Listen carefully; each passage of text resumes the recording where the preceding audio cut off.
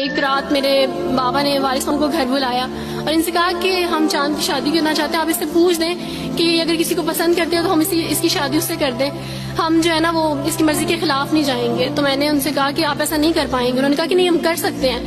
مجھے یہ تھا کہ مجھے پچھتاوا نہ رہے کہ میں نے شاید اس دن پاپا سے بات کرتی تو پاپا مان جاتے. تو میں نے ان سے کہا کہ پاپا میں ایک مسلمان مرد سے شادی کروں گی, آپ ایسا میرے لیے کر سکتے ہیں؟ اگر آپ کسی مسلمان سے میری شادی کریں گے تو ٹھیک ہے, میں شادی کرنے کے لیے تیار ہوں. میری گھر میں ایک سناٹا چھا گیا اور اس خاموشی کے بعد جو ہے یعنی سب فیملی والے رونے شروع ہو گئے. انہوں نے کہا کہ آپ اپنے مذہب میں واپس آ جاؤ.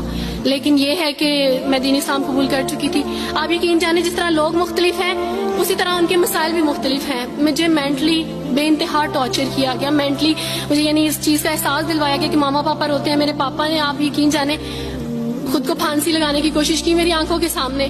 میری ماما نے خود پہ پیٹرول ڈال دیا اور خود کو جلانے کی کوشش کی میری آنکھوں کے سامنے.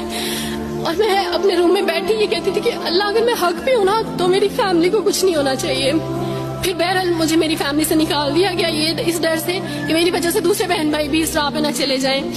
اور وارث ماموں کو بلا کے مجھے گھر بھیج دیا گیا, ان کے گھر بھیج دیا گیا. جب میں گھر سے آ رہی تھی تو وارث ماموں نے کہا کہ بیٹی اگر آپ کا کوئی سامان ہے تو آپ لے لیں. تو میں نے ان سے کہا کہ اس گھر سے صرف ایک ہی چیز میرے ساتھ جا رہی ہے اور وہ ہے میرا نام جو ماما پاپا نے مجھے دیا تھا. میں چاند رات میں پیدا ہوئی تھی اس لیے انہوں نے میرا نام چندہ رکھا تھا. بس وہ نام لے کے آئی. آپ یقین کریں ہمیں کہا جاتا ہے جبرن اسلام قبول کیا جاتا ہے. اسلام قبول کرنے کے بعد وہ جبر کیا جاتا ہے کہ آپ سوچ بھی نہیں سکتے.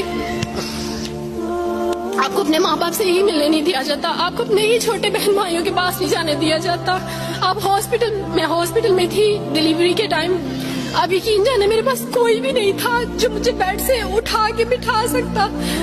ایسے موقع پہ مجھے اپنے اپنوں کی ضرورت تھی, لیکن میرے اپنوں کے جبر نے میری ماما کو مجھ سے دور رکھا. میرے بہن بھائیوں کو, میرے کرسچن کولیگس نے ہی میری فیملی کو پریشرائز کیا کہ اس کو فیملی سے نکال دیں, کیونکہ اگر آپ اس کو ملیں گے تو مزید لوگ بھی عبد الوارث کی طرح, چندہ کی طرح اسلام قبول کریں گے.